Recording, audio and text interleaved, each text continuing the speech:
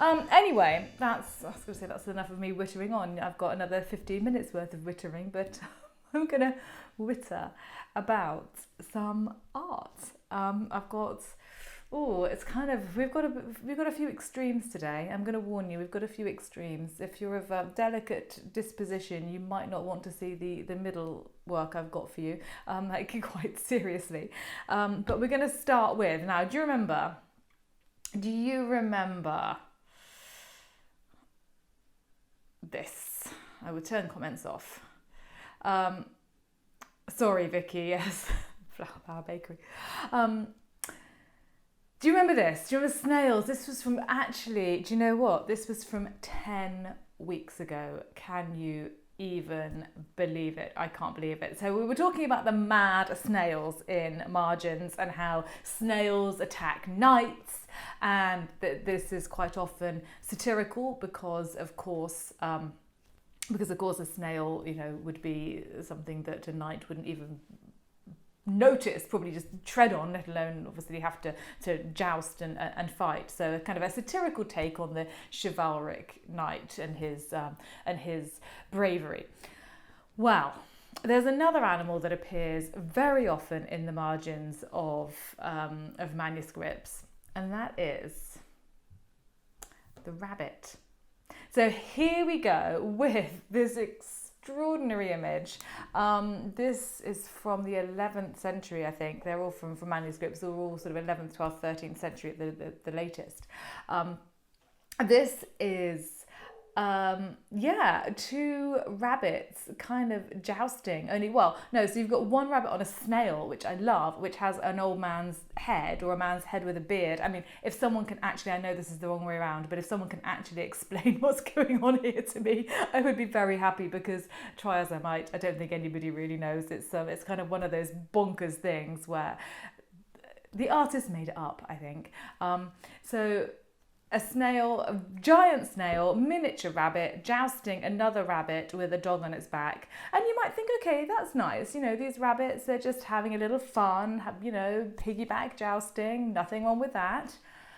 Believe me, you do not want to meet a rabbit from a manuscript margin. They are demonic, vicious, murdering, nasty little creatures. So here we go. Here's another image. Not sure where this comes from. Again, it is from a manuscript. But two rabbits veritably attacking a man. So they've managed to strip him. They've managed to bind his hands, his wrists together. One of them is bashing him over the head with quite a big tree branch by the looks of things, whilst the other one, can you see what's going on over on the right hand side as you look at it? This rabbit has mastered the art of flaying. So he's got a little knife in his paw and he is removing the skin from this poor fellow who is helpless and not looking, weirdly enough, not looking particularly happy about it. Why did rabbits get to be so mean? Why are they so demonic? Because this surely is not a very nice act. And this is not unusual at all, as I said, in manuscripts. They appear quite frequently. So it's satire again, and again, kind of like the knight with the snail, it's a bit of a reversal. So a rabbit was hunted a lot in medieval times, and so therefore, of course, to medieval manuscript illustrators, it was hilarious to change things around and to have the hares hunting the hunters rather than the other way around. This was a concept actually that was really quite common in medieval times. So not just pictorially, but also sort of physically. Quite often little enactments happened in which a choir boy was chosen to be the bishop or something, and he would go around for the day with the bishop's clothing on and do various bishopy type things. So kind of satire, kind of, I suppose, a little bit of a leveler maybe in some ways. Anyway, quite popular. So this is the revenge of the rabbits on the hunters. You also see them quite often taking their revenge on hunting dogs. So here you have, where is it? There we go. Here you have a rabbit. It's quite comedic, who has strung up a hunting dog, and he's saying, "Shh, I'm going to get your master, I think, in a minute. I'm going for the hunter. I've got the dog and now I'm going for the hunter." So charming. So reversal of fortunes. Also, there's a thing that there was a term in Middle England in medieval times that was stick hair. And a stick hair, if you called someone a stick hair, it meant that they were a coward. So I think the fact that, for example, in this one, the rabbit is actually beating the man with a stick. Quite often rabbits are beating people with sticks in these images. I think that has something to do with that. So I guess it could be a sort of invitation to remember not to be a coward or not to run away, because the only thing that a rabbit could do in its own defense was to run away, and so they were associated with cowardice. So it might be something to do with that. But anyway, yes, demonic, nasty rabbits that you definitely wouldn't want to meet. So your lovely, fluffy little fluffykins, you be careful at night. Goodness knows. Right, we're going to move on, and we're going to move on to, I often say we're moving on to a little bit of gore and something a bit disturbing. Well, this time we really are. This is the kind of image that actually, I'm not even kidding, would be come with a warning on if the BBC showed it, that some viewers might find it distressing, because it is a distressing image, and I'm kind of like, okay, it is a distressing image, but it is a distressing image. Are you ready? Okay, this is by Géricault. Quite a departure from the killer rabbits that were supposed to be funny. This is not funny at all. This is, so you might look at that and think, okay, well, it's just a couple in bed. He's asleep. Well, in fact, they're both asleep. No, this is, if you look closely, a couple of severed heads. Yes. Joking, real live severed heads. So this is a painting by Theodore Géricault, the 19th century French artist. It was created in about 1818, and it's now in Stockholm. Actually, it's in the National Museum in Stockholm. Okay, so what on earth was Géricault thinking? Why was he painting these severed heads? Well, this is a study for a very large work called the Raft of the Medusa, which he created in 1819. This is absolutely huge. This is like 16 feet by 24 feet. So that's kind of like over 7 meters by 5 meters nearly. Yeah, anyway, huge. So he was working on this, and it's obviously, I'll tell you the story of the Raft of the Medusa in a second, but it involved a lot of dead bodies and limbs and so on. Géricault was in his early 20s when he painted this. In fact, he didn't live terribly much longer. He died in his early 30s from tuberculosis, just by the by.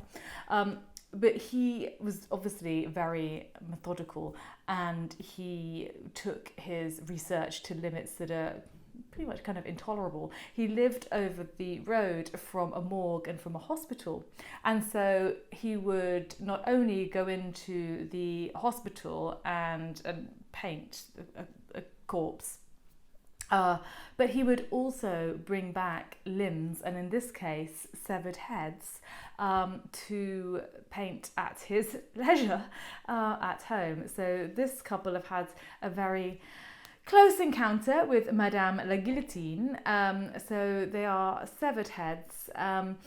you have to ask yourself why he has placed them in bed. It's that, I think that to me is the most macabre aspect of this image. You know, what really, he could have just done a sketch, but no, he's kind of fully worked this up. They're in bed. You know, when you first look, you just think, you know, that they are live people having a chat.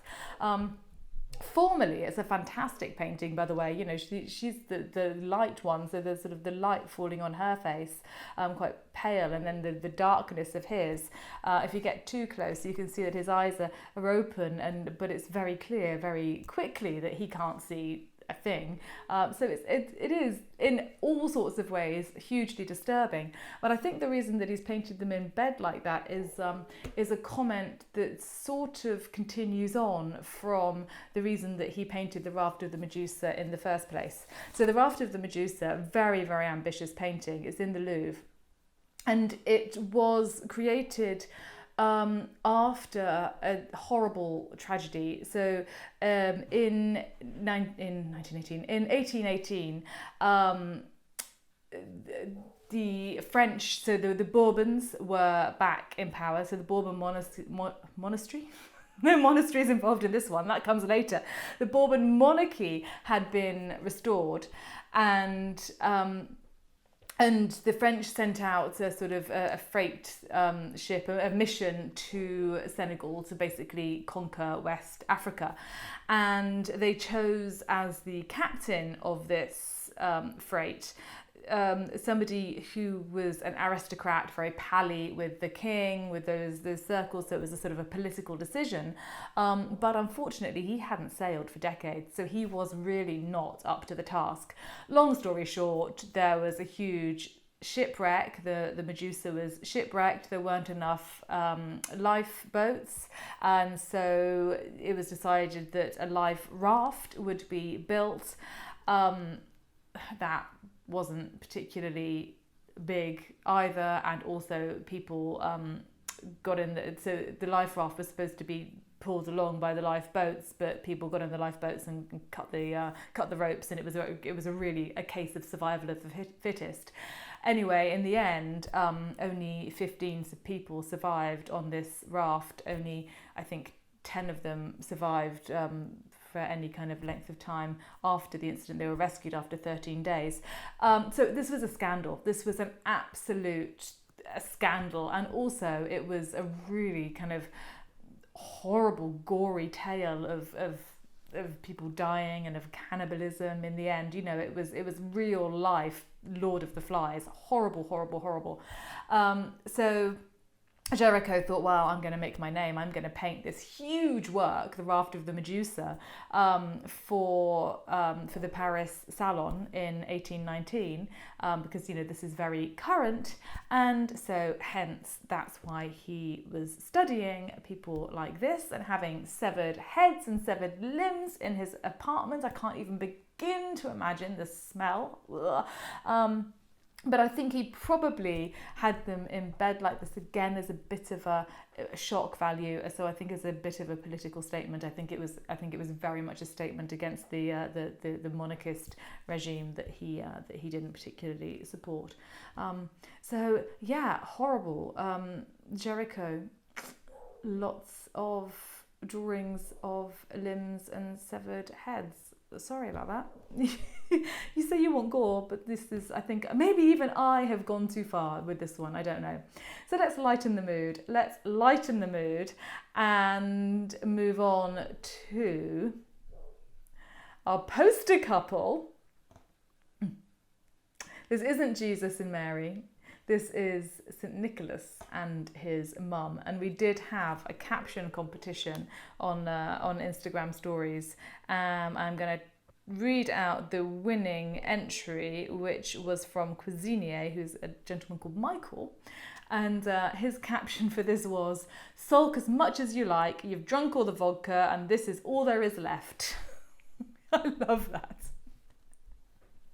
So I've tried to recreate my own. So Zelena Seal has come out again. She's very adaptable. She's a very good actress. So here is Zelena masquerading as St. Nicholas, who is Father Christmas, by the way. So this is an early Father Christmas.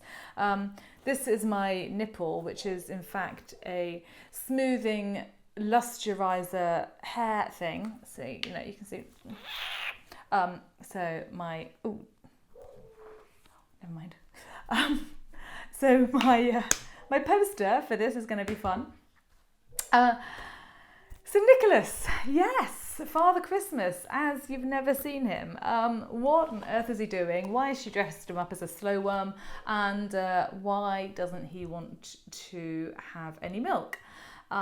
Because he's run out of vodka. He's used to the vodka. Although looking at her face, and like his face, it kind of wouldn't surprise me if they've been on the vodka or something. They don't look hugely healthy, do they? This is a fresco. It's from the 11th century, so it's a pretty old one, sort of in the Byzantine style, so kind of moving over to the east in terms of style. And it's in a monastery in Italy, in Piedmont in Italy. And it basically is a reminder to the monks in the monastery to be abstemious. Because St. Nicholas was clearly abstemious. So the story is that right from a very little tiny baby, he was a bit of an anomaly, shall we say, at his baptism. So the story goes, he was 3rd century, by the way. So at his baptism, so the story goes, he stood for 3 hours, unaided. Yeah, he was maybe a week old, I don't know, probably even less in those days. And this was, the 3 hours was a tribute to the Trinity, okay? And then the story goes that he would refuse, or he would only feed from his mother's right breast. I don't know what the matter with the left one was, but he wasn't having any of it. And on Wednesdays and Fridays, he would only feed once a day, and that was after evening prayer. So after his parents had said their prayers in the evening, then he would take some milk. Otherwise, no, thank you very much. And sometimes on Wednesdays and Fridays, he would refuse to feed altogether. So that is what is going on here. Stories that you never thought you knew you wanted to hear. But there you go. So that's the story of St. Nicholas. So if you go into a monastery, not a very common image, you'd be surprised to hear, but if you go into a monastery, especially one that is dedicated to St. Nicholas, you might see something quite similar, a baby refusing milk or a baby turning away, maybe not with such a demonic looking mother, has to be said, but that's that story. So St. Nicholas refusing his mother's milk. And on that note, I really hope that I haven't traumatized you too much with very weird looking breasts that look like nozzles. I think that is possibly even weirder than our old friend, what was her name, Magdalena Ventura, with the one breast in the centre there. So yeah, severed heads. Oh, I nearly forgot to show you. So this image was considered so freaky that in fact a resin toy with a moving head and a nipple, which you can see over to the left hand side, is on sale. So if you want to buy that, toystore.com, I think, €25. You can buy it. How to completely upset your children, or yeah, a stocking filler. Well, that's a bit expensive for a stocking filler, isn't it? But crazy. On that note, I really am going to end. See what you think of all that. Pop you back on. Turn images off. Thank goodness. No more horror. So, oh, someone's like, what's that? I'm like, Holly, Holly Penfield sent me a request to be in my live video. Hello, darling Holly. I'd love you to be in my video, but I don't think you meant that. Come back another time and we'll do something together. That would be really nice. Someone sent me, is that a smiley face? A go live with? That's a go live thing. Oh, okay, there we go. Killer bunnies, I love them. I know, Adrian, with the severed heads, though, a little bit too gruesome even for you. It's just, it's kind of funny when it's sort of a little bit slapstick, like Hot Fuzz or something. Do you remember that film, Hot Fuzz? Quite a few years ago now, sort of pretend gore. But yeah, I think I can't even begin to imagine actually spending that amount of time with severed heads. So Caroline, brilliant as always. I've missed your crazy heart chats. Thank you, Caroline. Thank you. Well, there's more to come. So if you missed my interview with Lillian Milgram, the fabulous, oh my goodness, she was so delightful, Lillian. Oh, Adrian says, nowhere near too much. Love the heads. You are one sick man. It's all right. I do know Adrian. And he is a bit sick. But he's lovely too. So yes, interview with Lillian Milgram is on my website. Now it's also obviously on Instagram. I'm doing another Wicked Women. So if you want to join me for some Wicked Women on Thursday, the 13th of August, back at 6 p.m, then definitely do. So there we are looking at Leonardo da Vinci and some Titian and Velázquez. So some beautiful women as well as some slightly wicked ones. Or some very wicked ones. And more curated canapes and cocktails coming soon. So keep your eyes open. Lots of great stuff.